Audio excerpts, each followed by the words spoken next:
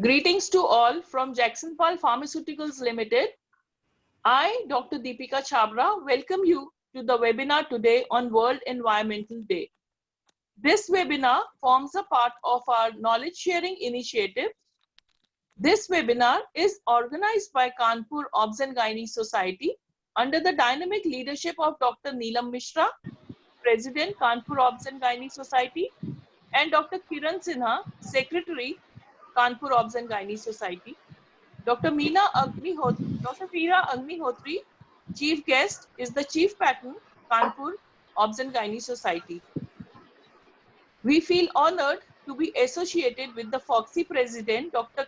Alpesh Gandhi's vision of this marathon of celebrations on the occasion of World Environment Day. Jagsonpal Pharmaceuticals has been the celebrations partner, having participated in tree plantations on June 5th, with the marathon continuing with this webinar on environment and health. Due to the sad demise of Dr. Preeti Dubey, a senior member of COGS and teacher of many, this webinar, which was to be held on June 6th, got rescheduled to June 9th. We are indebted to ICOG for assigning one ICOG credit point to all the attendees of this webinar. I will now request Honorable Dr. Kiran Sinha ma'am to kindly initiate the session with her talk. Thank you, Dr. Deepika. Very good evening to one and all. As you all know, this webinar has been shifted from 6th for today on 9th. And we are going to dedicate this webinar to Dr. Preeti Dubey, as she was a excellent surgeon and a great academician. Now I invite Dr. Neelam Mishra, President COGS, for her welcome address. She is a well-known gynecologist of the city, an excellent laparoscopic surgeon, director of Shivani IVF Center and Hospital. She received Nari Shakti Platinum Icon Award for her contribution to women health, and also got CL Jagga Award for Best IMS CGP Refresher Course. She is an invited faculty. She is an invited faculty to many national and international conferences and workshops. With all love and appreciation, over to you, Madam. Dr. Neelam Mishra, kindly. Hello. Hello. What happened? And please unmute yourself.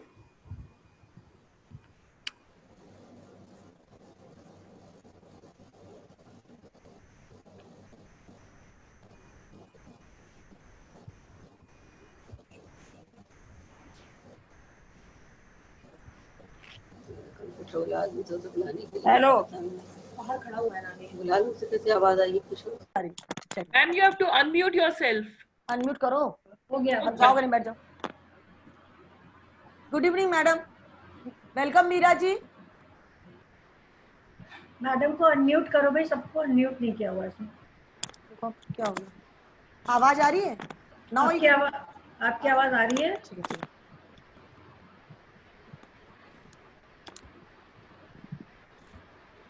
Good evening. My warm greetings to all of you. After a deep implantation program, today in the same country, today's webinar is on environmental health. I welcome my teacher of teacher, professor and head of department, Dr. Meera Agnihotri, who is the chief guest of this program. I welcome you, madam. Madam, can you hear me, madam? Can you hear me, madam? Madam, can you hear me? I welcome Dr. Archana Verma, who is a national coordinator of this program and who is the vice president of 2021 and 22 of FOGSI. Thank you, Archana, for joining us with such a busy schedule. I welcome my 4 stall-worthy speakers, Dr. Ramneet Ahuja, Dr. Sangeeta Saraswat, Dr. Renu Tandon, Dr. Kanchan Sharma. All the best. So today we are going to learn the effect of pollution and toxin on the women healthcare. So air pollution is particularly detrimental to the growing fetus during pregnancy, and it can also affect the future development of the newborn. The compounds such as carbon monoxide, nitrogen oxide, and sulfur oxide, they cause serious damage when inhaled by expecting mother. It can cause early pregnancy loss, low birth weight, congenital cardiac anomalies, preterm birth, autism, particularly when exposed at the third trimester, stillbirth, and the asthma for the newborn in future due to the particulate matter breaching the placenta. Cigarette smoking is also has a very detrimental effect on the pregnancy, and the same with the passive smoking also. Mother who smoke during the pregnancy, they are twice likely to give birth to a low birth weight baby and preeclampsia and abruptio placentae. There is an association has been found between the residential proximity to the incinerator and crematorium and risk of for the congenital anomalies, stillbirth, and the infant defects. Their specific sources have been known to release toxic substances like steel plants, waste or water treatment plants, sewage incinerator, automotive fabrication, refineries, and chemical manufacturing plant. Pesticides, preservative, and food toxin can also have a very adverse effect on the mother and the fetus. So pollution and toxins can lead to the detrimental effect on not only fetus, but overall health, maternal health. It causes endocrine changes, fertility-related issues, and malignancies. So our FOXY vision is there should be some way to protect the mother, fetus, and the newborn, and our women from the air pollution. It is done, can be done by the sanitization, by mass awareness about its effect on women healthcare, and the solution, our efforts to clean the air, and checking daily the air pollution forecast through mass media and staying indoor when the levels are high. Education during the preconceptional counseling might help to reduce the adverse effect. And above all is the tree implantation, which we have done on the 5th of this June. So friends, we make a living by what we get, but we make a life by what we give. So let us take care of Earth. She will take care of us. Thank you. Thank you so much. Thank you, Dr. Neelam Mishra. Thank you, Dr. Neelam Mishra, for your encouraging words. Today's first speaker is Dr. Renu Tandon. She will be speaking on environment and physical health. Can you people hear me? Yes. Hello? Yes. Dr. Renu Tandon is a senior gynecologist and IVF specialist. Her main field of interest is color Doppler and transvaginal ultrasonography study to improve the result of IVF. She was editor of various publications of our society from 2016 to 2019. She published 2 volumes of FOX Updates, Foxy Focus, a booklet on women empowerment, which was released by our Honorable President of India, Shri Ram Kovind Ji, in an international conference, WWCon, organized by our own society. And this book also received award from Foxy. Dr. Renu Tandon presented research papers in UPCOG, AIECOG, Hyderabad, and in FIGO at Rio. Dr. Renu Tandon, now mic is yours. Please go ahead with your presentation. Dr. Renu. Thank you, Kiranji. Good evening, everybody. My regards to Dr. Meera Agnihotri, Dr. Archana Verma, Neelam ji, and Kiranji. The topic which I am going to take today is effects of environment on physical health.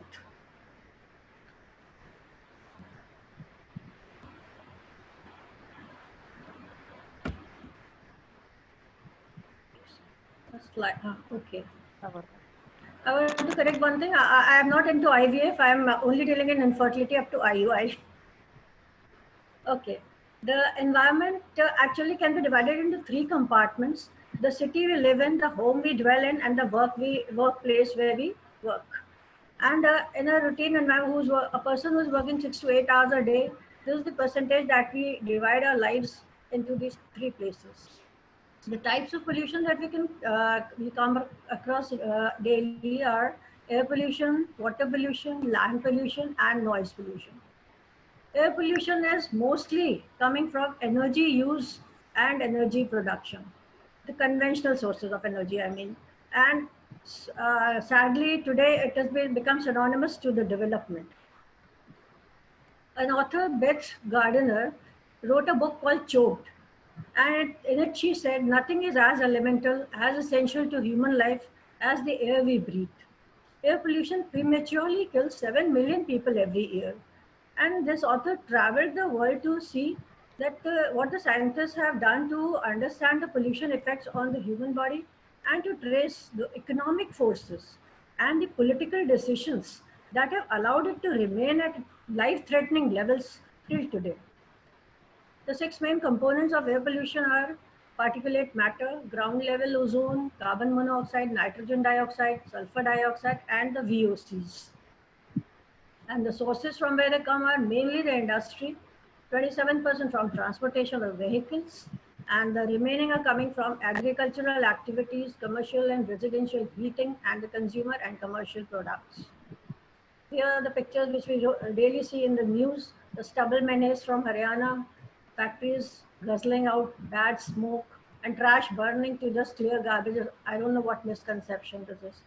AQI is the air quality index, and 0 to 50 is the green or the good zone, where the air quality is good so that the healthy as well as the sensitive population can live safely.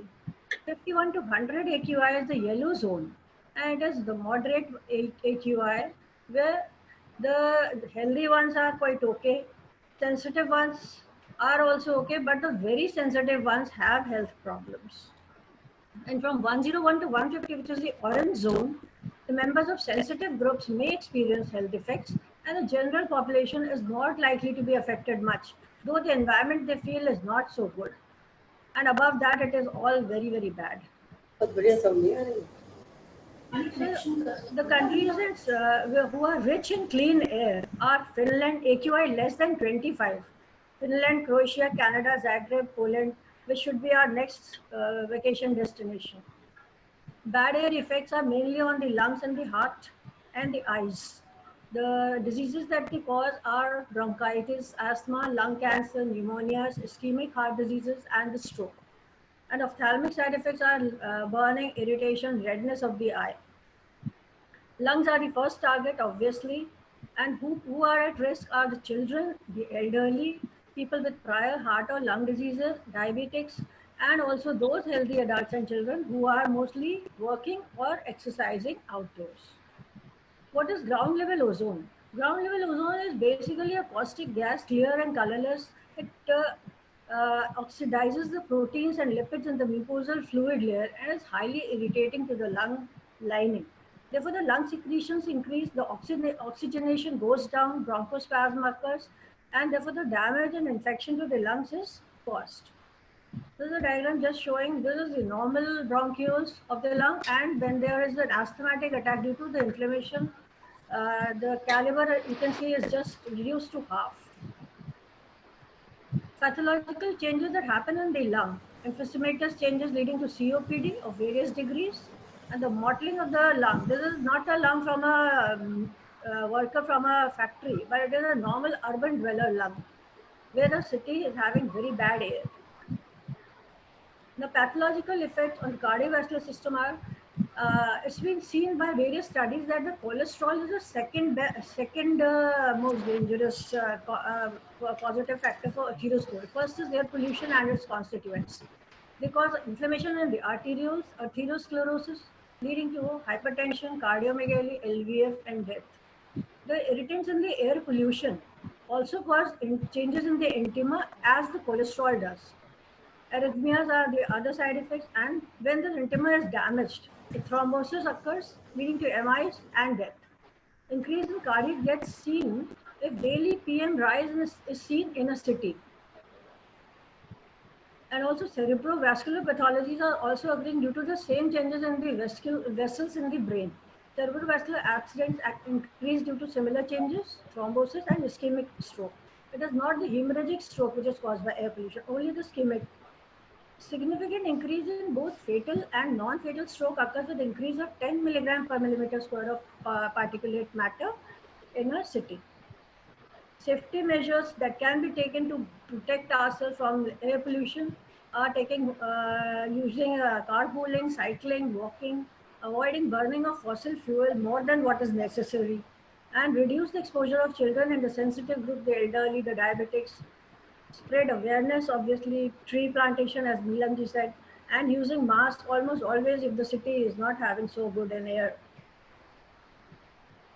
The latest news that we heard of Visakhapatnam gas leak from LG polymer plant.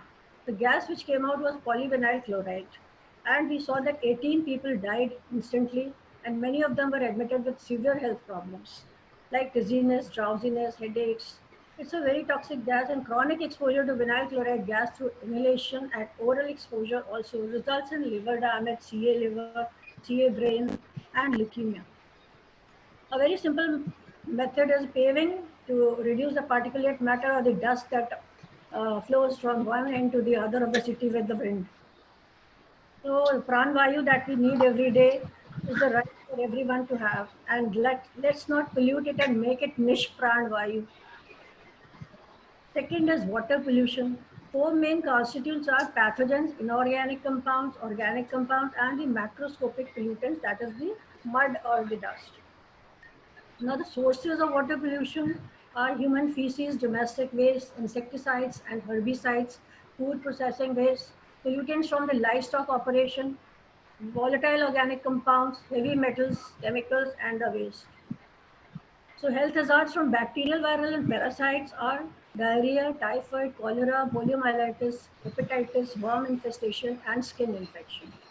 And the chemicals causing problems are skin allergies, intestinal disorders, disorders of the liver, bone, and circulatory system. Anemia and bone marrow damage and leukemia are caused by benzenes and other aromatic compounds. Lead is very damaging, and lead causes central nervous system damage and bone marrow damage. And the carcinogenic problems are seen with nitrosamines and other pesticides. Every year, 361,000 children under 5 years of age die due to diarrhea all over the world because of the poor water they consume. And in India, diarrhea is the third leading cause of childhood mortality and is responsible for 13% of all deaths under 5 years. Arsenic is another chemical which is found in the polluted water, and it is almost always near the industrial activity which is producing it. The mining activity, mainly the gold mining, produces arsenic.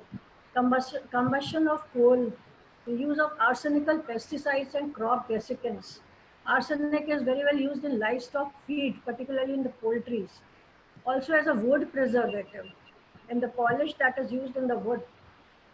And volcanic eruptions are the natural source of arsenic going into the soil and the groundwater. The skin diseases that happen with arsenic are very severe.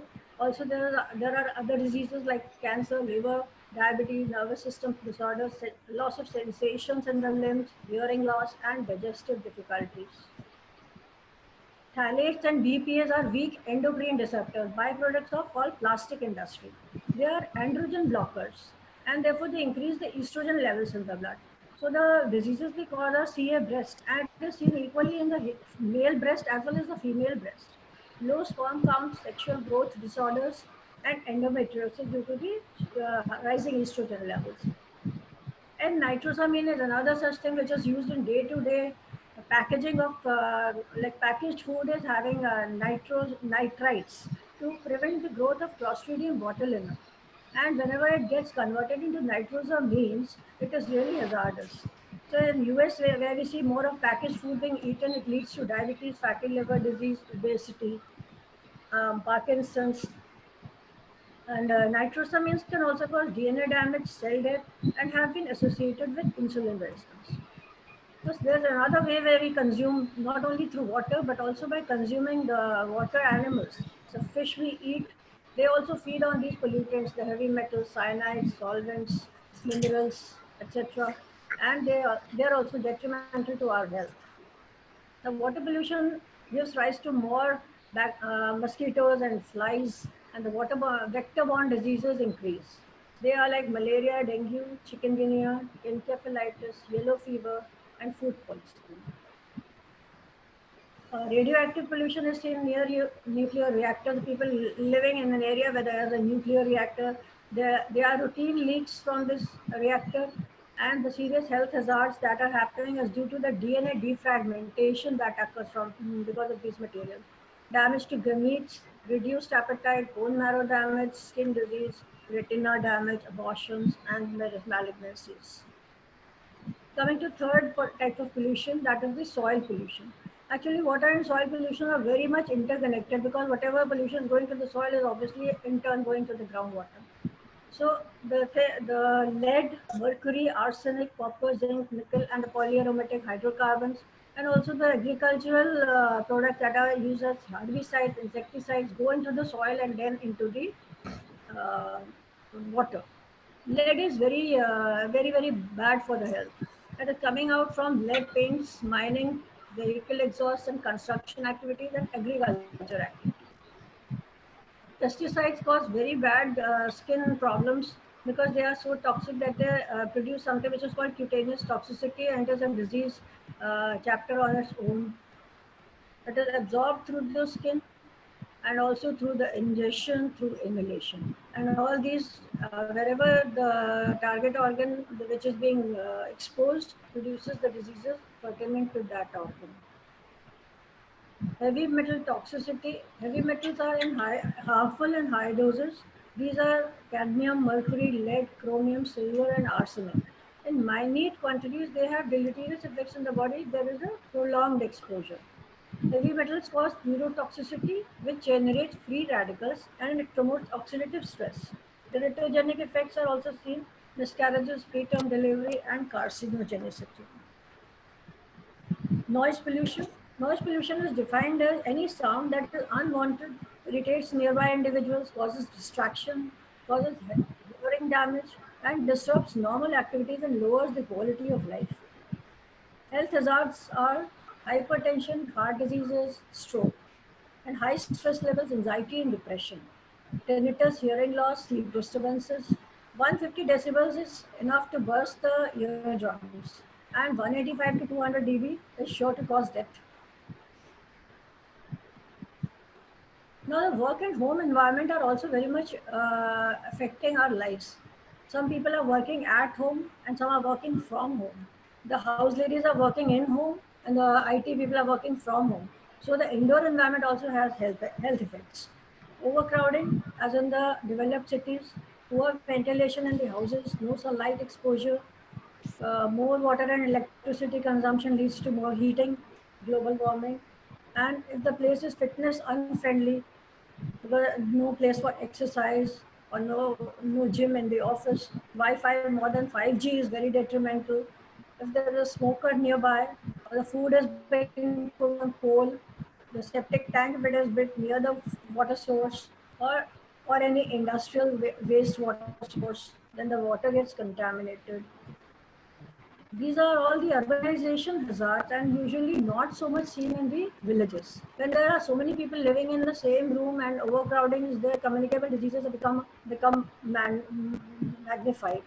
Respiratory diseases like tuberculosis and influenza are spread from one person to the other in a small house in the cities. Skin diseases also by close contact, lack of fresh air, vitamin D deficiency, and when the house is not well ventilated, the rugs and the carpets may have allergens, which cause allergies, pests and bugs infestations, irritability and insomnia in the cities due to chronic exposure to Wi-Fi, loud sounds, and the constant use of mobile phones. Competitive workplace stress is also an environmental factor that produces bad health effects. The specific diseases which happen at the workplace in the lungs are asbestosis, barytosis, bauxite, berylliosis, and so on. There are so many of them which cause the pneumoconiosis of the lungs. And there are certain hypersensitivity pneumonitis that people develop, like bagasosis, bird fancier lungs, and the farmer's lungs. So how do we know that corona was more rampant in New York, Mumbai, and Rio? The reason was overcrowding. The bad living conditions and all these three places led to the spread of disease in such a fast manner. So Earth is the only home we have and we should keep it safe and clean. Don't pollute. Thank you. Thank you. Thank you, dear Dr. Renu, for your nice and very crisp presentation. Hello. Now, can you hear Thank me? you. Yes, ma'am. Now, second topic is effect of environment on mental and spiritual health, this will be taken by Dr. Ramit Ahuja. Dr. Ramit Ahuja is consultant for last 13 years. She is director of Ahuja Medical and Maternity Center. Her special interest is in fertility enhancing laparoscopic and hysteroscopic surgeries. With lots of love, I take privilege to invite you, dear Dr. Ramit. Kindly go ahead with your presentation. Dr. Ramit. Thank you so much, ma'am. Now I start with my presentation. Very good evening, everyone. Environment Week greetings to our Honorable Chief Patron and guest, Dr. Meera ma'am, our guest of honor, Dr. Archana ma'am, respected Neela ma'am, and Dr. Kiran ma'am, and all COGS members. I'll be talking on effect of environment on mental and spiritual health. What mental health needs is more sunlight, more candor, and more unshamed conversation. If any of these three elements are inhibited, the mental health is bound to be affected. In every walk with nature, we receive far more than we see. Our Mother Nature has given us so much, all that is required to maintain a state of complete health. Now, talking scientifically, what is the actual influence of environment on mental health? We'll be discussing on that. What we are seeing, hearing, experiencing at any moment is changing not only our mood, but has a great impact on how our nervous, endocrine, and immune systems are working. Research has revealed that environment can increase or reduce stress, which in turn impacts our bodies. The stress of an unpleasant environment can make you feel anxious, sad, or helpless. This in turn elevates our blood pressure, increases the heart rate, increases the muscle tension, and suppresses the immune system. An epidemiological study was conducted, and it shows that there is an emerging association between certain air pollutants and a range of mental health outcomes, including depression, anxiety, psychosis, childhood cognitive development, dementia, and even suicide. Most negative mental health consequences of air pollution are caused by effects of particulate matter on brain. Particulate matter has a great direct neurotoxic effect on different structures in brain. It interferes with normal production of cortisol by disrupting the hypothalamic, pituitary, and adrenal axis. The deleterious consequences of particulate matter on mental health is more when exposure takes place in childhood and adolescence. That is, more chronic the exposure is, the more deleterious the effect is. And the size also matters. If the size is less than 2.5 microns, the effect is more deleterious. We all know, regardless of age and culture, humans find nature pleasing. Nature is a great healer. Being in nature or even viewing scenes of nature reduces anger, fear, stress, and increases the pleasant feelings. Exposure to nature not only makes us feel better emotionally, it contributes to our physical well-being, reduces the muscle tension, and decreases the production of the stress hormones. Overall, it is said that it reduces even the mortality. A scientific study has been conducted on that. Nature is a great soother. Nature helps us to cope with pain. We are genetically programmed to find trees, plants, water, and other nature elements so engrossing that we are distracted from our pain and discomfort. A study was conducted where a group of post-operative patients were made to lie down on a bed that faced a window that was facing toward the and the plants. The other group of post-operative patients were made to lie on a bed that was facing towards the wall.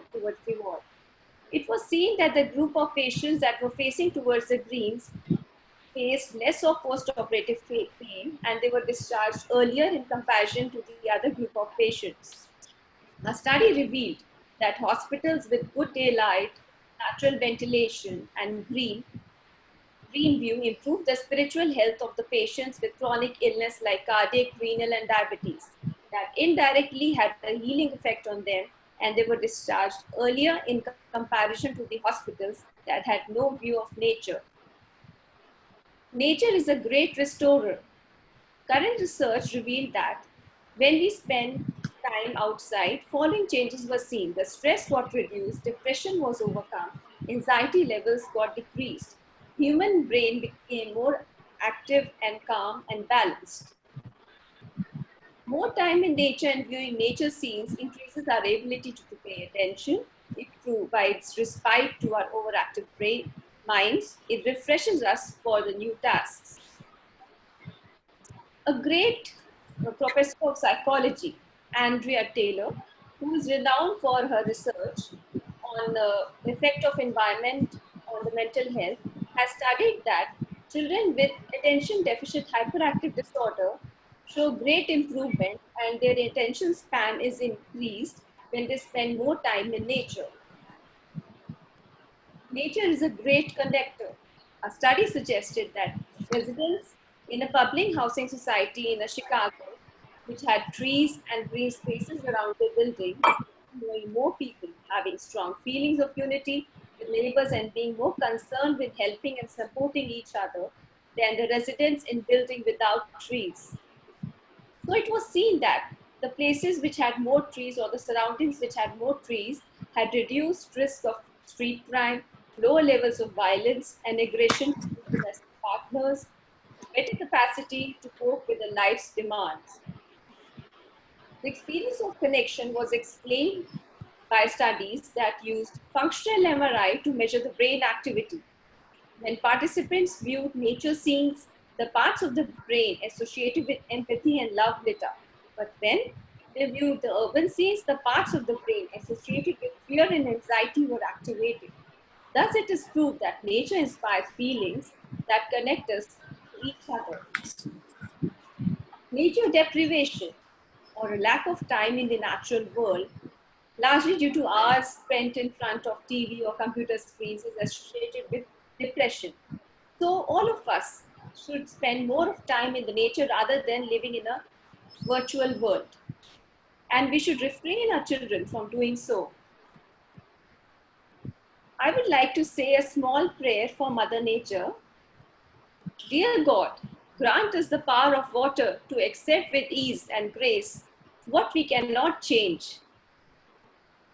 The power of fire for the energy and courage to change the things we can. The power of air for the ability to know the difference. The power of earth for the strength to continue our path and reach the goal. So I conclude with a note that as Mother Nature has provided us everything that is required for the complete health, so it is our duty to be compassionate towards her and show our gratitude towards her, and we should all join hands to save the environment. Thank you so much. Wonderful presentation, dear Dr. Amit. Now the next topic is environment and reproduction, which will be dealt by Dr. Kanchan Sharma. She is senior gynecologist and IVF specialist and practicing for the last 30 years. She is director of Akash IVF Center. Recently, she got Pratigya Social Impact Award from Dia Mirza. Dr. Kanchan, now stage is yours. Please go ahead with your presentation. Dr. Kanchan. Good evening, ma'am. Good evening, all COX members. My respects to Dr. Meeragni Utri, Dr. Archana Verma, Dr. Neelam Mishra, and Dr. Kiran Sinha, and all, and my homage to our teacher who has just passed on, Dr. Preeti Dubey. Now I'll start with my presentation, effect of environmental hazards on reproductive health. In this diagram, you see that human resources, pesticides, and all the dirt continuously pouring in our environment has made our environment hazardous. After that, so many electronic equipments had spread, so many ionic radiations which are damaging continuously our environment. The period of vulnerability to disruption by environmental factors is seen in this diagram, where it is shown that it affects environmental hazards start affecting to gametes, even sperms, oocyte, and then blastocyst, embryo, infant, child, and adolescent. So each and every stage of human life is being affected by the environmental pollution. This diagram of the WHO very well shows that environmental exposure starts in womb and can have effect throughout the life. PIGO says that toxic chemicals exposure is endangering human health and reproduction. In this diagram, this is very well shown that it affects reproduction, it affects genetic defects, it causes congenital malformation, low birth weight fetus, mortality, even late fetal deaths, perinatal mortality in infants, and functional disorders, developmental disability, and even many reproductive malignancies are being caused by environmental pollution. In men, even exposure to so many chemicals that affects the semen quality and reduces it. Our environment is our life. The health status of an individual is determined by interplay of the two factors: the internal environment of the body and the surrounding external environment. Clean air, potable water, and toxin-free diet goes a long way in ensuring good health. Unfortunately, the air we breathe, the water we drink, and the food we eat are becoming increasingly polluted. As more industries are built and more chemicals are being used in agriculture to meet the growing needs of society, and as we become increasingly dependent on technology, development demands its pound of flesh in health.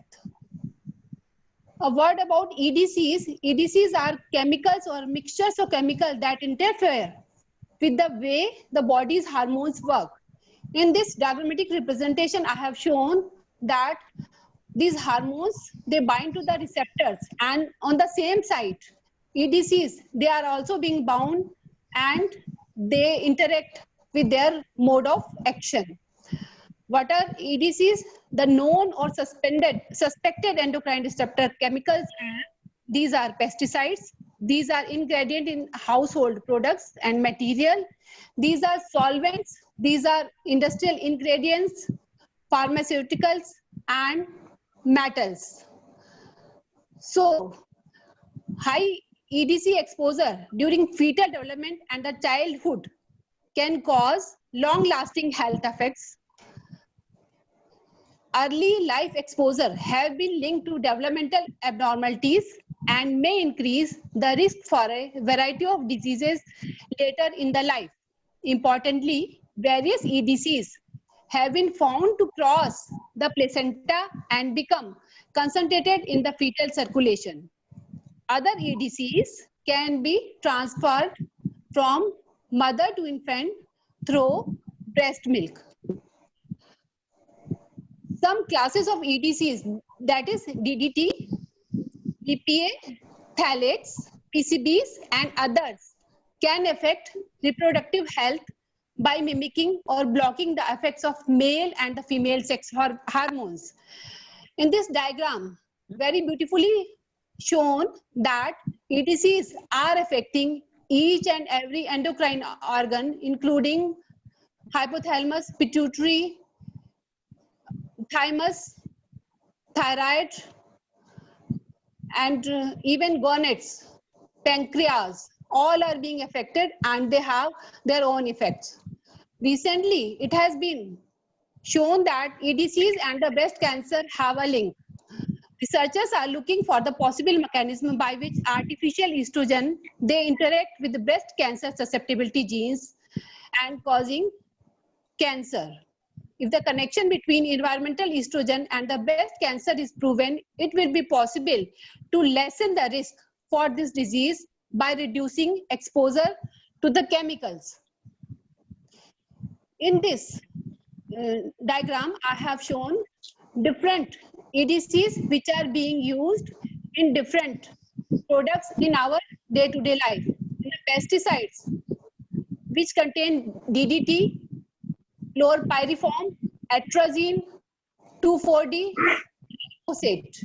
In children's products, which usually we see that mothers are giving to their newborns or the children to play, they contains lead, phthalates, cadmium, industrial solvents or the lubricants, and their byproducts, they contain PCBs and dioxins.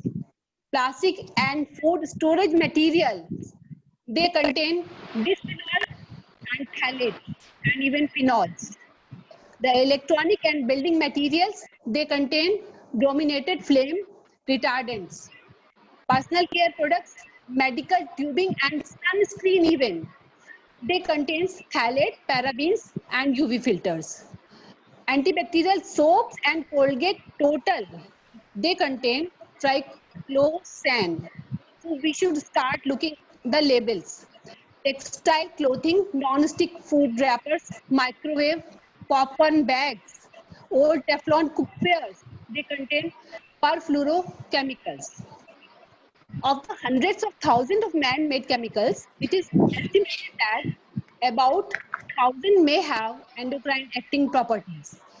Global production of plastic grew from 50 million tons in the mid-1970s to nearly 300 million tons today.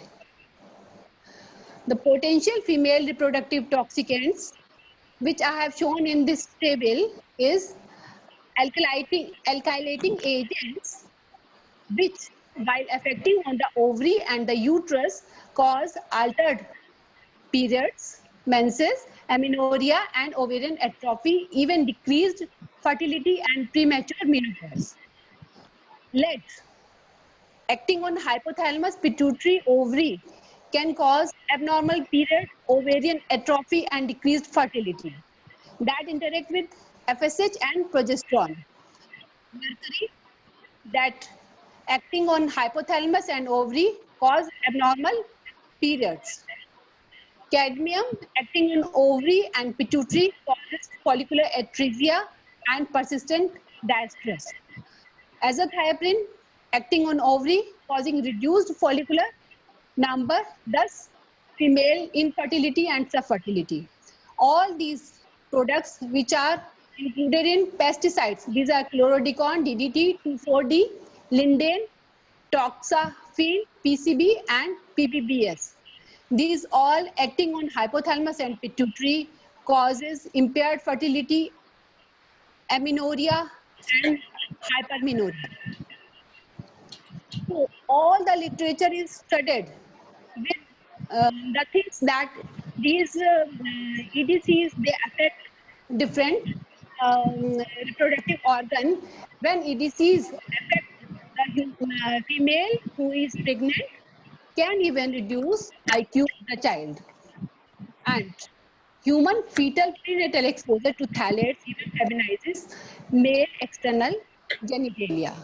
A word about PCOS and endocrine disrupting chemicals, EDCs can even have a significant impact on health of the woman.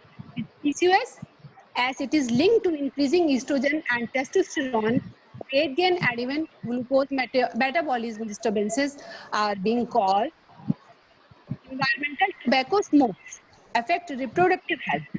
It reduces fecundity, decreases ovarian reserve, and decreases success rate in IVF.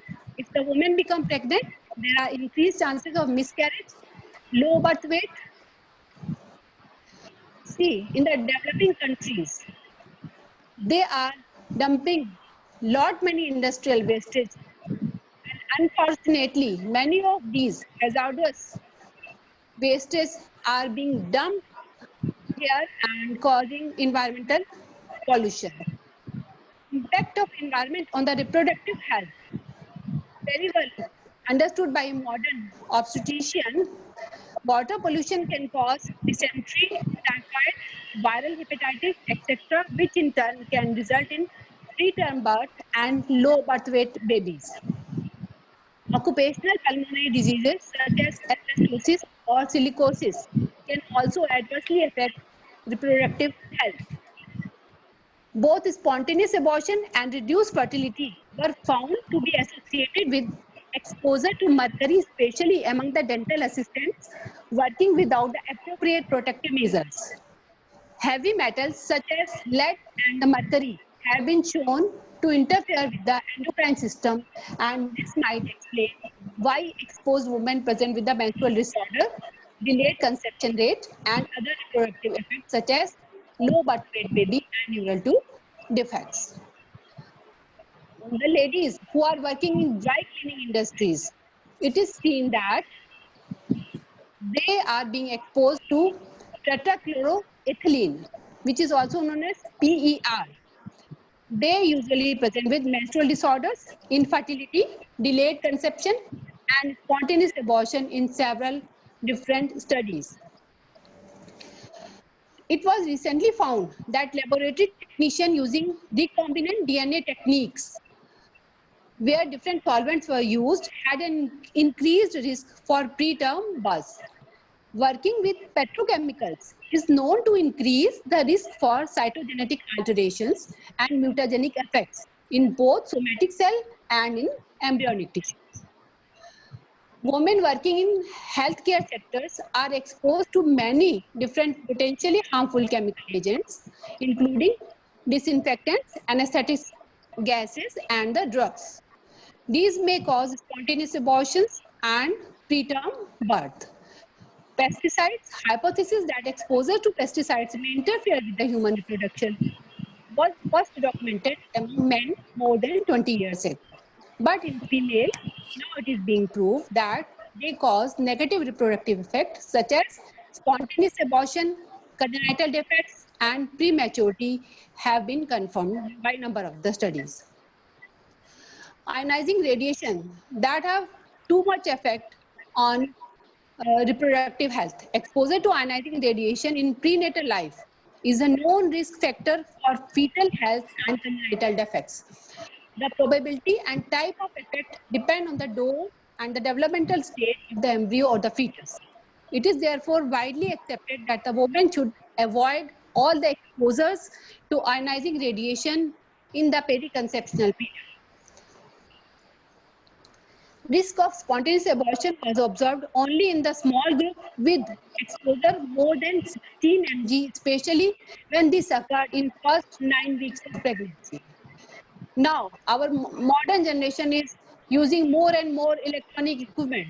The role of domestic and residential exposure to electrical blankets, heated beds, vicinity to power lines, and the mobile telephone in the development of cancer, birth defects, and even reproductive defects have been proven. Health professionals using diagnostic and therapeutic devices, that is, MRI operators, physiotherapists are potentially exposed to non-ionizing radiation through the use of ultrasound, microwave, magnetic resonance, and other electrical apparatus.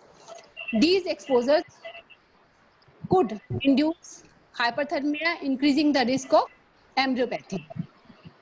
A lot of literature has been studied proving this all, which I told initially. Book of Reproductive Health and Fertility, Book of Endocrinology, WHO booklet, and X-ray booklet, all are in favor of this. Now, the question comes, what can we do? Might green chemistry help? Yes. The green chemistry replaces hazardous chemicals, processes, and products with a safer alternative. The greatest threat to our planet is the belief that someone else will save it. No, only we are the person who have to save it and come forward to save it. The recommendations for preventing exposure to toxic chemicals were given by FIGO. First recommendation, advocate for policies to prevent exposure to toxic environmental chemicals. Second, work to ensure healthy food system for all. Third recommendation, make environmental health part of healthcare. And fourth recommendation is champion environmental justice. The following is the list which we should follow. Food, if you are pregnant or planning a family, you should especially keep in your mind that you should follow all these rules. Consult local guides regarding which sport fish, if you are taking fish, which sport fish are safe to consume. Trim fat from meat and the skin from fish and cook using a rag to allow fat to drain. Thoroughly wash fruits and vegetables before consuming them. Don't microwave plastic food containers or do not use them for storing hot liquids. Avoid plastic containers as such. Reduce consumption of canned and processed foods. Use glass, porcelain or stainless steel containers when possible, especially for hot foods and drinks. Prepare more meals at home and emphasize fresh ingredients. Consider using a water filter. If possible, purchase organic products, meat and dairy products. Replace older non-stick pans with newer ceramic coated pans. Eat a diversified diet with plenty of variety. Exercise. Check air quality in your area. Avoid outdoor exercise when pollution level is high. Avoid exercise near high traffic areas. About the personal care, always develop a habit of reading the labels and avoid the products containing phthalates. Choose products labeled phthalate free, EPA free, and paraben free. Avoid fragrance and opt for cosmetics. Cosmetics which we all are using, see that it should be labeled like no synthetic fragrance, scented only with the essential oils. Wash your hands often, especially before preparing and eating the food. Minimize handling of receipt and the thermal paper. Around you, replace and discard safely old fluorescent bulbs and deteriorating construction material from old building. Minimize burning wood or trash. Use hand-powered or electric lawn care equipment instead of gas-powered alternative. Forbid smoking. Clean your floor regularly and remove dust from your home. Plant trees which filter out airborne gases and particulate material. So in conclusion, the toxic environmental exposure happens every day, everywhere, and harm the capacity for healthy human and healthy reproduction. Preventing exposure should be a priority for a reproductive health professional everywhere. A global perspective is needed to ensure equity and health for all. So policies are to be made for this. Now it is time to take action. Thank you so much. Each and every day we should celebrate the Environmental Day, World Environmental Day. We should take care of it each and every day. We should plant regularly new plants. चलो इस धरती को रहने योग्य बनाएं. सभी मिलकर विश्व पर्यावरण दिवस मनाएं. Thank you so much. Thank you. Thank you, dear Kanchan, for your very nice presentation in detail. Hello. Thank you so much, ma'am. Last topic of today's webinar is most important, almost neglected. It is environment and fetus. Dr. Sangeeta will be covering it. Dr. Sangeeta is a private practitioner. Her main field of interest is scientific spirituality and pregnancy. She conducts workshop on scientific basis of Garbh Sanskar under banner of All World Gayatri Parivar named Aao Gadhe Sanskarvan Peedhi. She has conducted more than 100 workshops. I have attended her one-day full workshop and seen her great dedication. Dr. Sangeeta, no one can be better than you for this topic. Please, Sangeeta, mic is yours. Go ahead with your presentation. Thank you, Kiranji. Please ask Kanchanji to stop sharing her slides so that I can share my slides. Kanchan?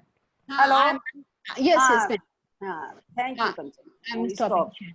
Yeah. No, it is not stopped as okay. I have stopped sharing.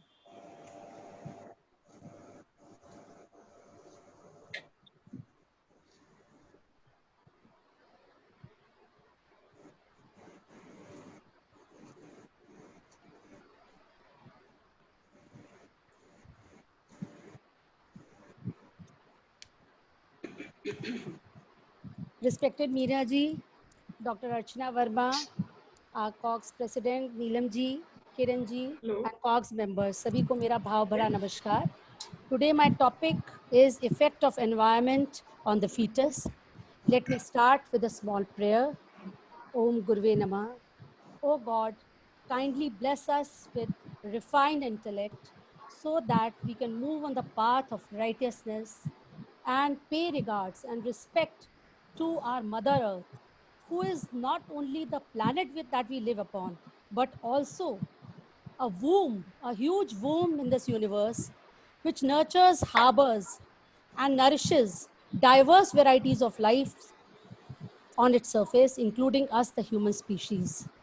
माता भूमि पुत्रो हम पृथ्विया नमो मात्रे पृथ्वी नमो मात्रे पृथ्वी। पृथ्वी हमारी माता है, हम उसके पुत्र हैं और हम उसको प्रणाम करते हैं, उसको प्रणाम करते हैं। Coming to my topic, we all know that over the past years, there has been a significant rise in many childhood disorders, be it autism, be it childhood asthma, childhood brain cancer, preterm birth, birth defects, and so on. And the culprit seems to be early life exposure to environmental pollutants, as we have discussed. Now, more than a child, that's why the embryo and fetus are much more sensitive to these environmental disruptions, even at low doses. But is the situation so grim? No, we see healthy children being born around us every day. Why? Because the impact of environmental hazards involves the interaction of number of factors. That is the timing and the duration of exposure and the possible genetic predisposition or genetic vulnerability. Now, a broad range of substances or conditions that can increase the risk of prenatal abnormalities is called teratogens, as we all know. And these teratogens can cause a wide range of problems, starting from miscarriages, low birth weight, babies, prematurity, sudden infant death syndrome, congenital abnormalities, brain damage, or missing limbs. The embryo is most vulnerable to these teratogens in the first 8 weeks after conception. Hence, we as obstetricians should realize the importance of preconception consultations, and the pre-planning of pregnancy should be made essential. It should be made an awareness program starting as early as the school level. When we study this slide of critical periods in development, we see that vital organs like CNS, heart, lungs, they all start developing in the early prenatal stage and continue to do so in mid, late prenatal and the postnatal stage. So the lessons learned are that earlier the brunt, more the damage. Today, our knowledge regarding the teratogens and their effects is very vast, as we have seen from the slides of all previous three speakers spoke excellently on that. But this knowledge did not come easy. We had to face many disasters in the past to learn all this, be it the thalidomide catastrophe, the outbreak of congenital rubella, fetal alcohol syndrome, effects of smoking during pregnancy, which taught us that the smoking nicotine affects 3 generations: the smoker, the fetus, and the offspring of the fetus. Exposure to diethylstilbestrol taught us that the deleterious effects may always not be in immediate future, but can also affect later in life. So, the effects to which the fetus is at risk, the environmental hazards that the fetus can face could be infections, misuse of drugs, use of psychoactive substances like alcohol, marijuana, tobacco, air and water pollution, chemical pollutants, agriculture pesticides, exposure to radiation, and the most widespread and more prevalent and the one which can be easily avoided is stress. Technically speaking, there are 4 major environmental pollutants: the perfluorinated compounds, the PFCs, which are all around us in form of plastics, your non-stick cookware, refrigerants, carpets, upholstered furniture, your house cleaning solutions, carpet cleaning solutions, and the list goes on. Heavy metals like cadmium, selenium, lead, arsenic, as Dr. Renu discussed, continue to contaminate our soil, water, and food. The polyhalogenated aromatic hydrocarbons, or the PHAHs, these are the mainly endocrine disruptors. Air pollutants measured in terms of particulate matter arise basically due to smoke and dust. And a lecture I attended in the wellness conference at university in Kanpur, and there was a chest surgeon speaking on the subject, and he said when a newborn is born and the quality of air is not good, then in a few hours he may be inhaling so much smoke corresponding to almost 8 cigarettes. So you see the situation is so grave. And as one of the speakers showed, the color of the lungs today is not pink, but actually it is gray. So we should strive hard to prevent smoke and dust wherever we can. Endocrine disruptors, Kanchanji has already spoken, pose a great risk during prenatal and early postnatal development when the organs are still forming. They act mainly by disrupting the thyroid function, the estrogen synthesis, and they interfere with lipid metabolism. Now, during 9 months, many a times we will be able to save our antenatal women for not getting exposed to radiation hazards caused by X-ray, MRIs, or CTs. But as soon as the child comes into this world, he or she is exposed to the devil called mobile, or the electromagnetic radiation of Wi-Fi, laptop, iPads. And since till 5 years, the skull thickness is only 0.5 millimeter, this electromagnetic radiation affects almost 75% of the brain. As the age increases, because of the increasing skull thickness, the effect on the brain starts reducing. Yet even in adult, 25% effect is there. Now coming to the most commonly talked about environmental hazard, which is very deleterious on the life of the fetus during the intrauterine period, is stress during pregnancy. Here important is to understand that fetus shares the environment with the mother. He or she does not have a separate environment. So anything which affects the mother in a positive or a negative way will definitely going to affect the future personality of the fetus by the interplay of the hormones. Now, these stress factors could be either internal, like the personality of the mother may be negative, she is in fear, anxiety, maybe overthinking, has high expectations, or there could be certain external factors like illness, death, injury, work pressure, financial problems, relationship issues. So the point comes that the role of husband or the role of the spouse, the role of family members, friends, and colleagues at the workplace comes into play, and how her relationship is with the spouse during pregnancy. It is very important. Relationship with the family members, at how congenial, how comfortable is the atmosphere around us, will contribute to the stress levels. And as we all know that the increased cortisol levels during pregnancy does major harm to the fetus.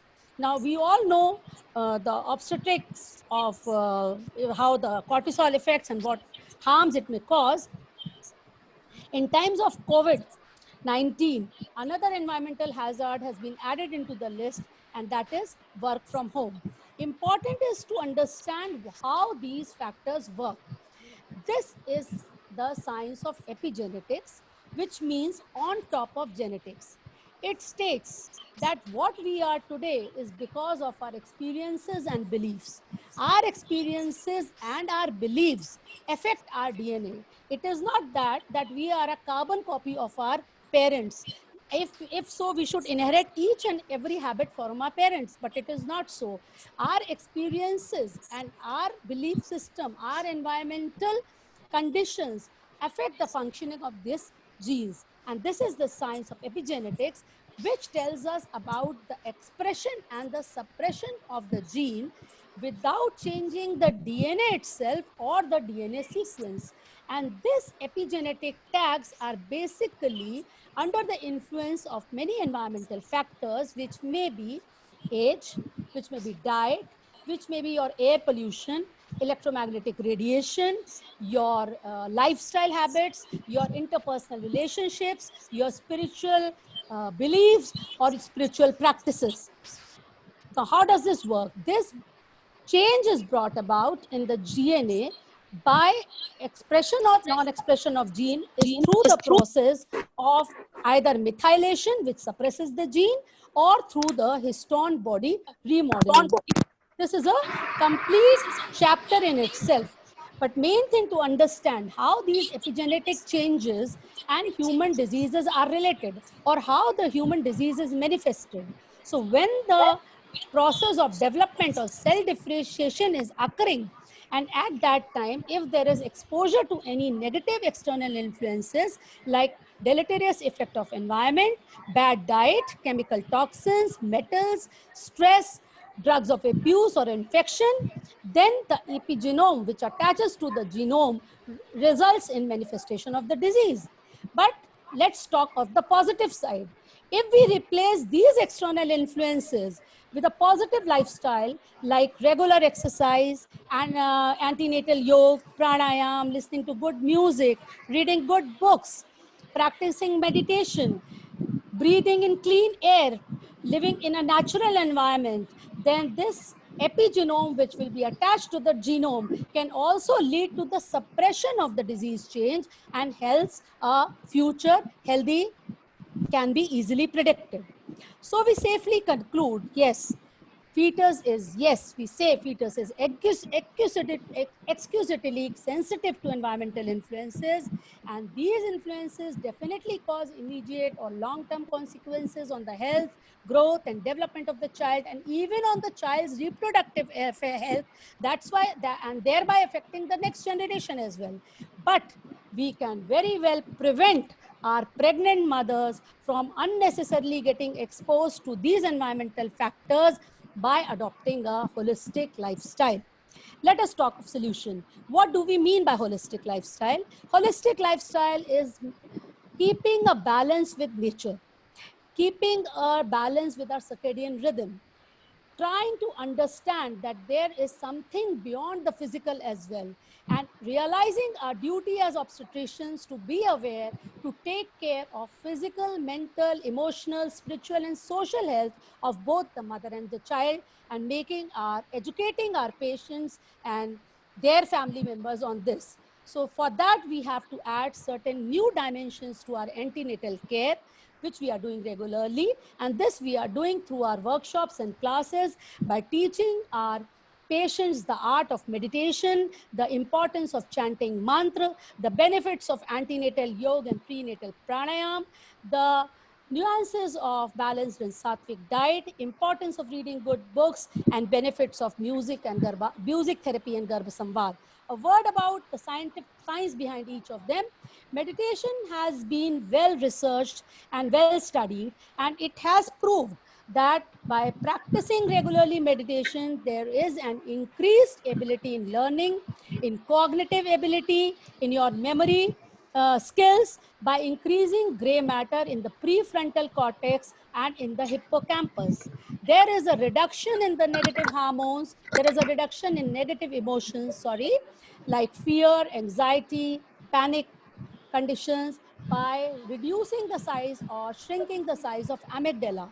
There is increased power of concentration by affecting the posterior cingulate cortex in a positive way. Studying the electrical activity of the human brain, it is seen during meditation, there is a surge in the alpha waves, which keeps us more cool, calm, and relaxed. By regularly practicing chanting, the chanting should be done in a particular frequency. At that particular frequency, when done regularly for long hours, or even for short time done regularly, it creates a kind of resonance, and this stimulates our Shat Chakra or pranic centers in the energy body. And these centers, the pranic centers, correspond well with our important nerve plexus situated in the physical body. Coming to prenatal pranayama or the yogic breathing or conscious breathing, this is known to reduce the stress level or reduce the oxidative stress on the body by reducing the free radicals. It also balances our sympathetic and parasympathetic autonomous system. It improves circulation of blood, increases oxygenation, helps the body to remove toxins, reduces stress, anxiety, and develops immunity power. And that's why everybody is recommending that in antenatal, in the times of COVID, we should all ask our antenatal women to practice pranayama. Even I have circulated certain videos on these. A set of exercises, so-called asanas, if started from early pregnancy, continued through the 9 months, helps to strengthen the lower abdominal muscles, the vaginal, perineal, pelvic muscles, and the thigh muscles. And it helps to support the pregnancy throughout the 9 months, also makes labor an easy, blissful, and divine experience. Coming to nutrition, a lot has been talked about it. I will just mention a few things that we regularly ask our patients to take. Nutritive diet, rich in supplements, rich in iron, rich in calcium, vitamins, minerals, antioxidants, and proteins. But here we also introduce the concept of sattvic diet, which is now being proved by studies. Studies have shown that when taken food of high nutritive value and food rich in high fiber, it is seen that there is an increased serotonin secretion from the gut, which is the mood hormone. Therefore, such food which increase the serotonin secretion are also called mood foods.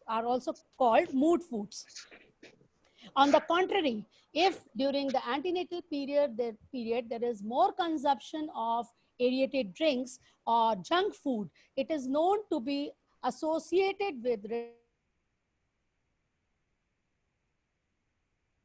mental abilities. So this is a whole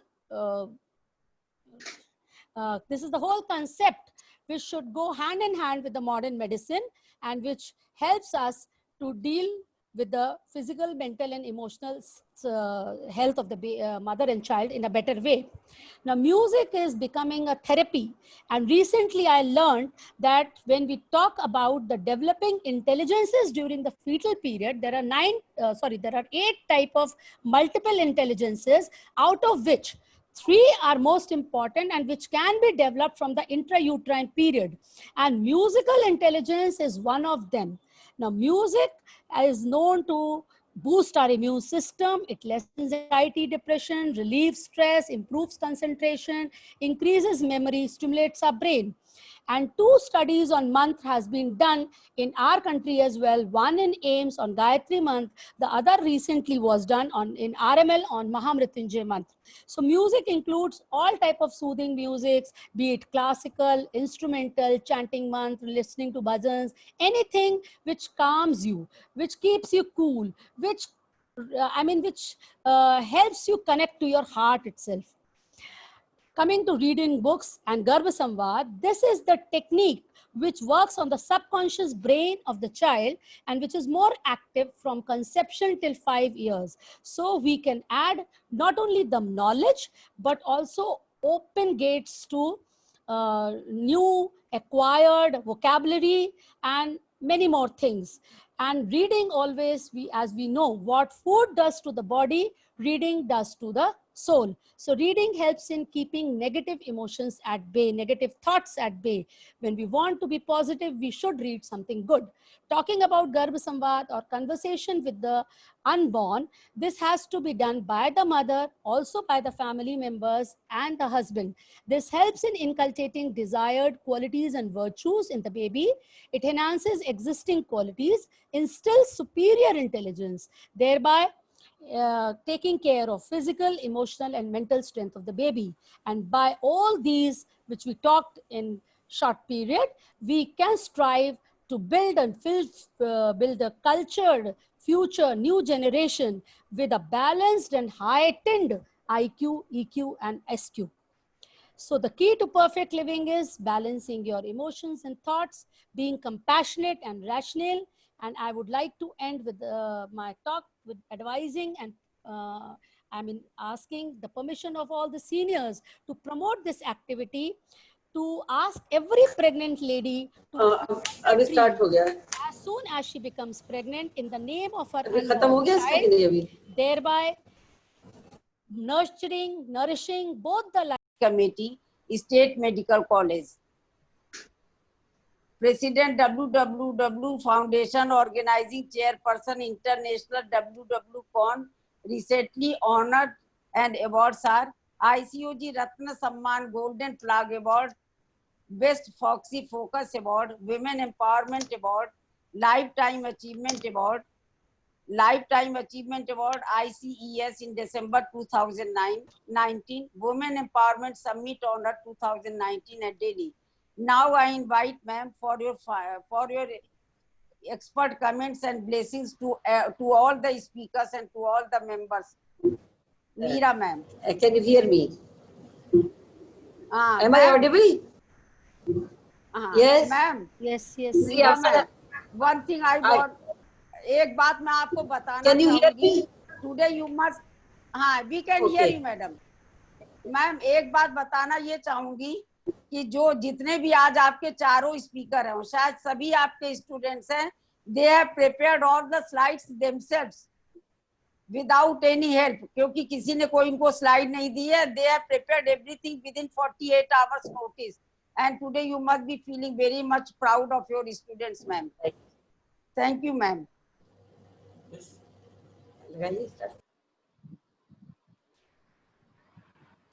अरे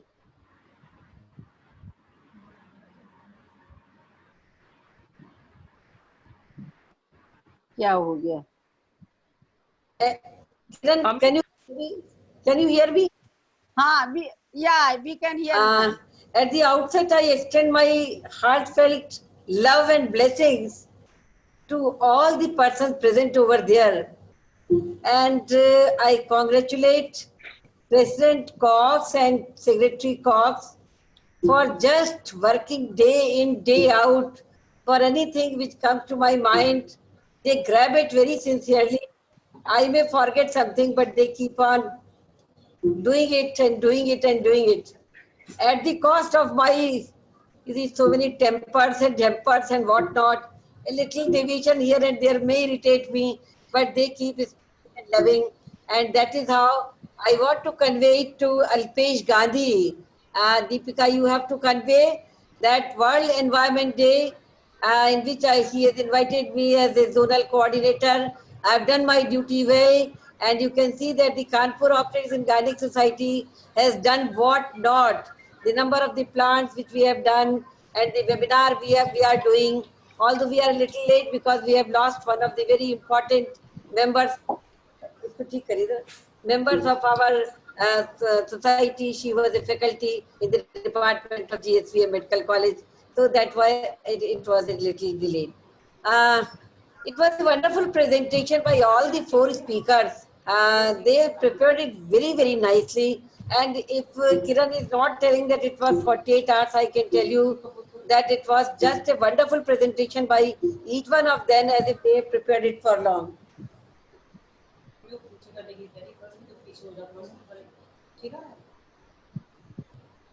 Am I audible, Kiran? Yes, ma'am, you are very much audible to us. Okay.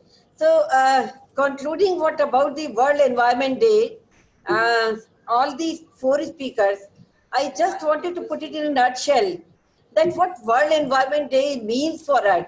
It is a national, international platform. It is not a platform of India. It is a UNO perspective, which was initiated in 1972. It came into existence in 1974. And in 1974, it was for the first time that United Nations, they've organized the World Environment Day in an attempt, because it was their chief vehicle to impart knowledge about the environment. जिस धरती पर हम लोग रह रहे हैं, उस धरती को अगर प्यार और सलाम हम लोग नहीं देंगे, तो उसके बदले में हमें कुछ ना कुछ प्रायश्चित जरूर करना पड़ेगा. तो Earth is ours. We have to do it, and we have to get a return out of it. The World Environment Day, the 5th of June, celebrated every year. It is a United Nations program in which 174 nations are participating, including ours, the India. You will understand that the World Environment Day, what is the theme of World Environment Day this year? Can anybody tell? Any of these speakers? No. It is celebrate. Yes. Anybody who can tell? Celebrate diversity. Biodiversity. Celebrate diversity. And biodiversity is the law of the nature. So we have to, whatever we are facing out of Corona or anything over here, it is the biodiversity is slightly disturbed. Now, this is year where biodiversity is to be celebrated. Last year and before last year, 2019, it was just rebel out the air pollution. Then it was rebel out the plastic pollution. And this year, the most important, the biodiversity coming from not our nation, but all over the world. It's a very, very important phenomena. What is biodiversity, first of all? The biodiversity is in an earth, we are living in an atmosphere where biologically diverse persons are staying. All living organisms, whether it is a plant, it is a tree, it is an insect or a reptile, or we human beings are a simple part of it. So this is one thing which we must know. Second important thing that we have to understand is what is environmental health. When we are talking about the World Environment Day, Dr. Gandhi has very clearly told in the webinar, if you have attended, that WHO in 1993, environment health compiled 3 aspects of the human health. That is, this includes very many things which adversely or in a favorable way affect the health. They may be physical, they may be chemical, they may be biological, social, or socio-economic or socio-medical. Now, any external factor that negatively affects the environment and affects our body is called an environmental health hazard. Our friends, we want to give you a formula today, which has been given by one of the authors in one of the this thing, that the formula is law, food, CV. What is law? Law is the land.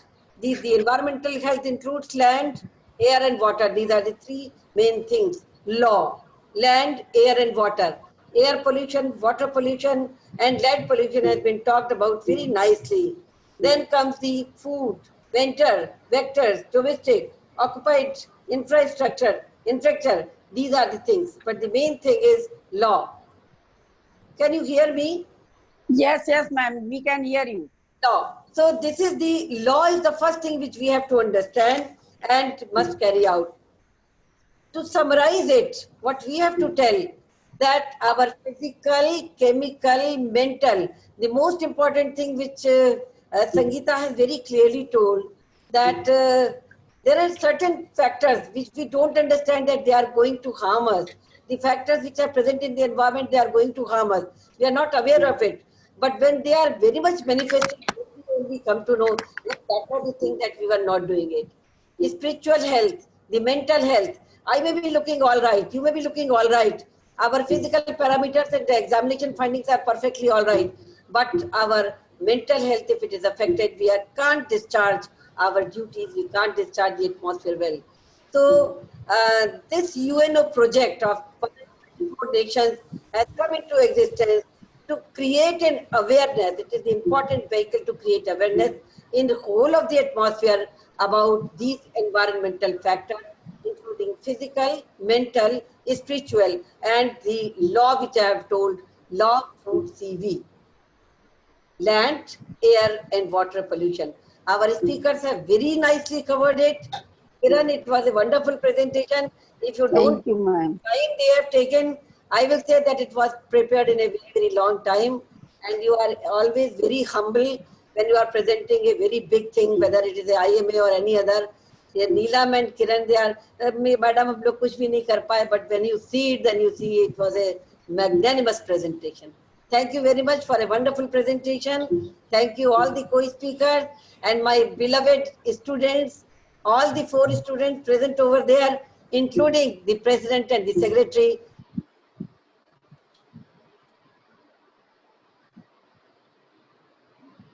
Hello.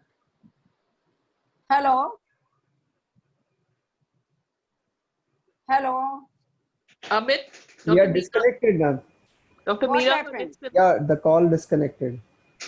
Dr. Meera is disconnected. Yeah, she has left, and maybe there's an internet problem. Maybe internet problem. Ma'am, you can continue, please.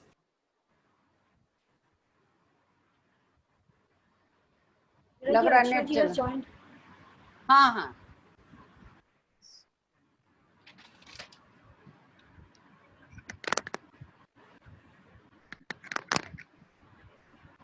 Can you share Dr. Archana picture? Hello. The picture is there, but we cannot listen. We cannot listen. Dr. Archana, can you hear us? Yes, yes, I can hear you. Dr. Madam. Archana, hi. Hi. Hi. Namaskar to all. Namaskar, namaskar. Yes. Now I invite Dr. Archana Verma. She is Vice President of Elect North Zone for the year 2021. Dr. Archana Verma was past President of Ghaziabad Ops and Gynae Society. She was also Organizing Secretary of UPCOG midterm in 2015 and Organizing Secretary of North Zone UA Foxy in 2016. And she was also past Public Awareness Committee Chairperson from 16 to 18. She received many awards as Best Presidential Committee Award, Abdul Kalam Excellence Award, Women of Year Health Award. Dr. Archana, we are very grateful that you have accepted our invitation in a very short time. Dr. Meera ji has joined.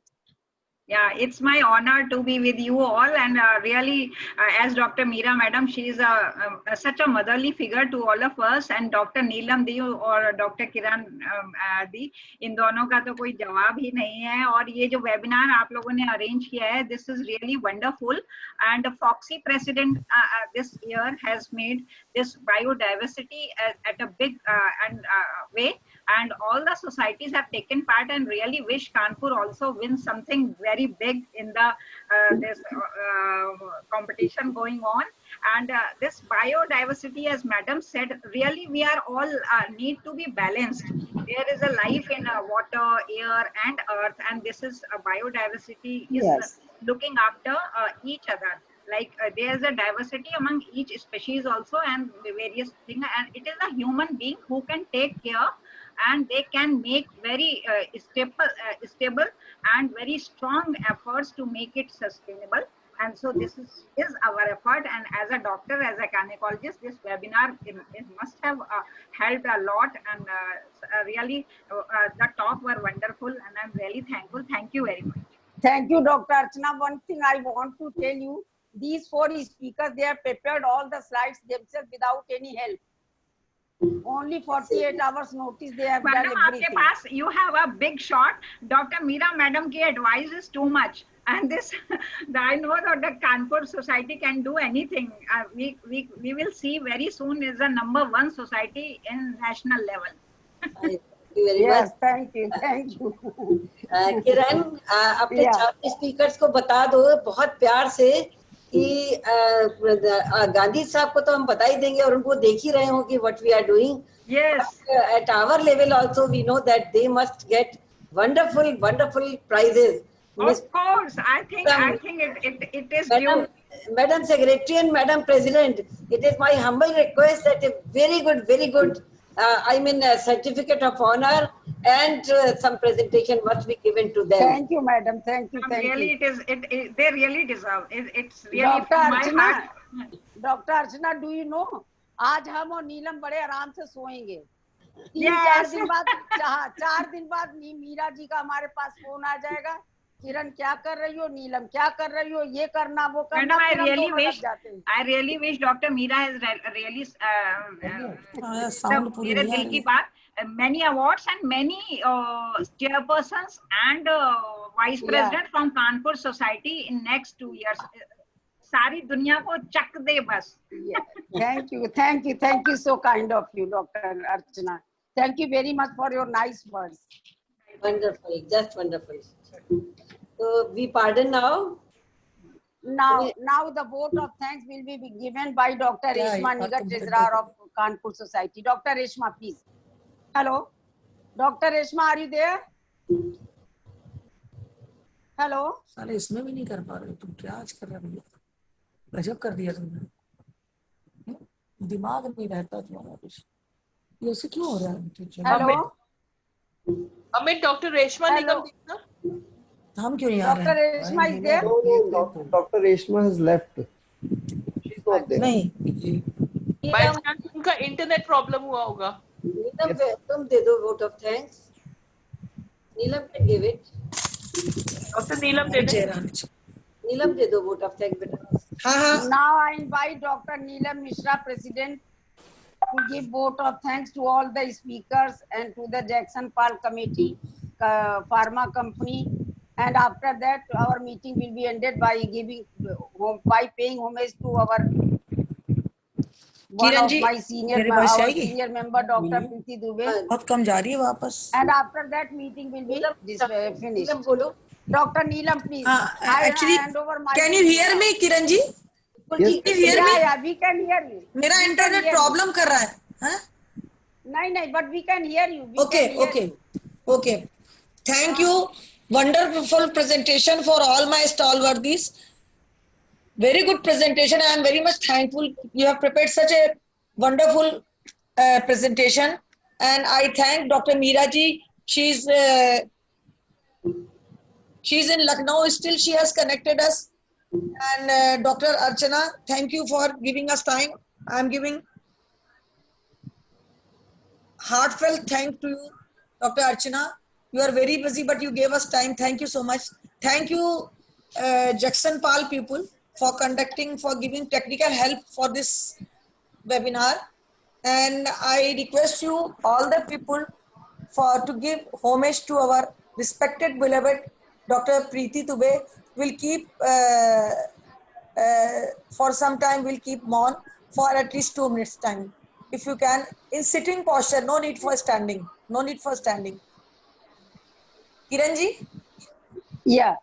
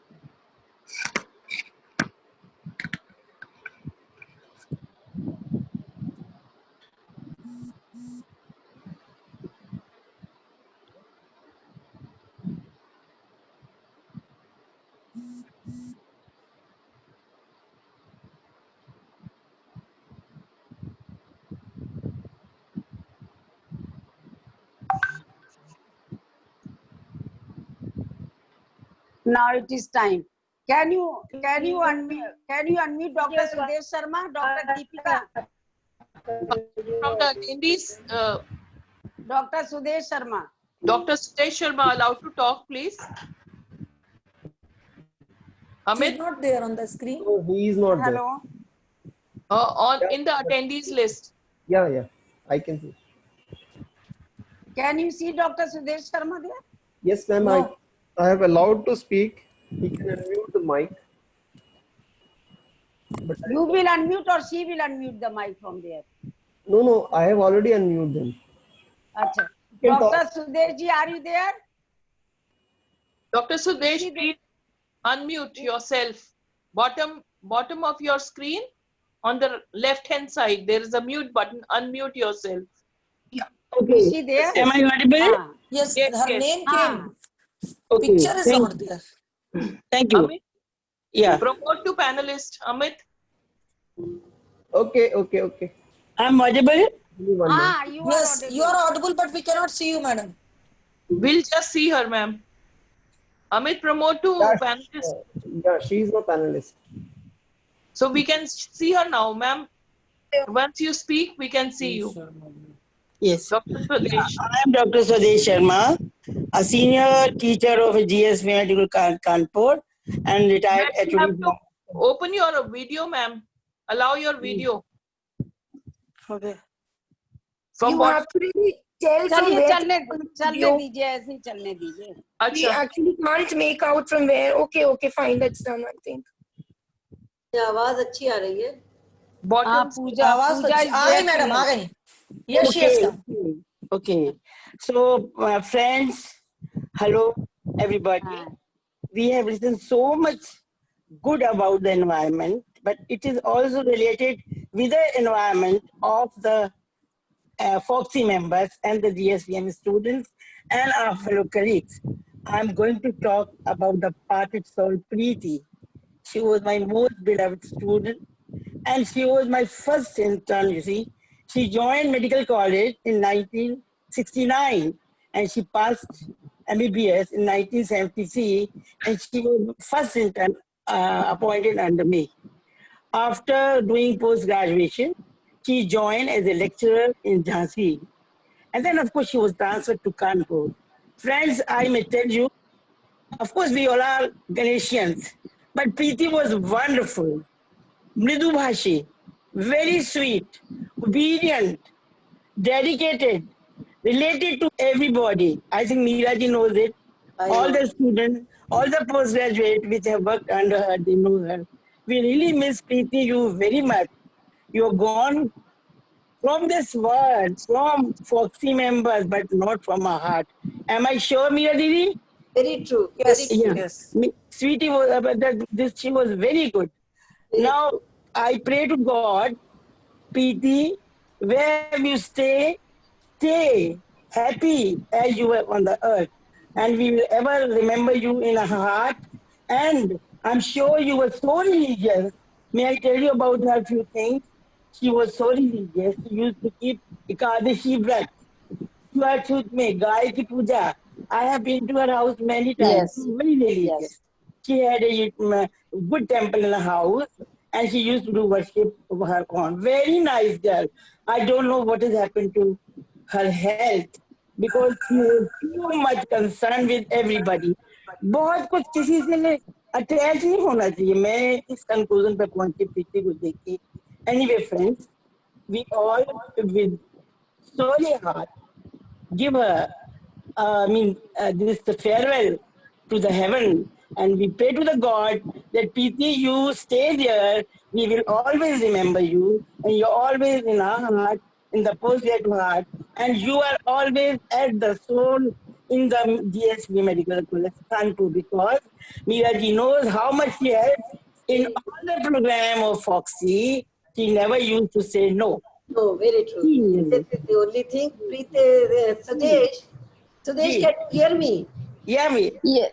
तुम्हें याद होगा सुदेश कि उसको कोई भी काम कहो तो मुस्कुरा के कहती अच्छा मीरा जी जरूर करेंगे वही तो मीरा दीदी वही तो मैं मिस कर रही हूँ प्रीति को. Very loving person. चलिए भगवान करेगा उसको जिंदगी में स्वर्ग मिला होगा, वो खुश रहेगी. We always should pray for her and we will never forget her in her life till we are here. Okay. So good teacher as well. She was a very good teacher. Off with a heavy heart, and I think this is also one of the part of environment of GSVM Medical College Kanpur, of FOXI member, and of IMH like member. I'm sure everybody will miss her. With all these few words, I'm really going to give her farewell from this earth to God with a heavy heart. Okay, my wish to everybody. Thank you. This webinar is dedicated to Dr. Preeti Dubey. और COX की तरफ से भावभीनी श्रद्धांजलि. Yes. Thank you. Thank you. Thank you.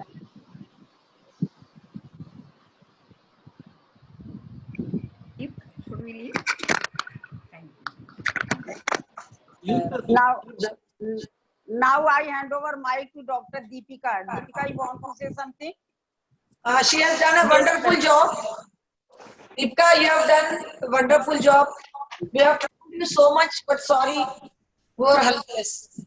No, thank you so much. Thank you all very much. On behalf of Jackson Pal, I, along with my teammates, Dr. Vipin Tyagi and Mr. Amit Saxena, we all sincerely thank all the experts for taking out the valuable time, Meera Agnihotri, Dr. Archana Verma, and all the speakers, Dr. Kiran and Dr. Neelam, for organizing such a good webinar on such an apt topic. So really, we thank you all experts for taking out valuable time and sharing immense knowledge with all of us today. And at Jackson Pal, we would like to reassure all the experts our extended support in your future endeavors in the service of medical advancements. And I would also like to thank all the attendees for your presence, because without your support, this initiative would not have been possible. So with your continuing support, we hope to go a long way in knowledge sharing. So attendees, your active participation is truly appreciated. Thank you very much. Thank you. Thank you. Thank you. Thank you. Now the meeting is finished. Thank you very much. All right. Bye-bye.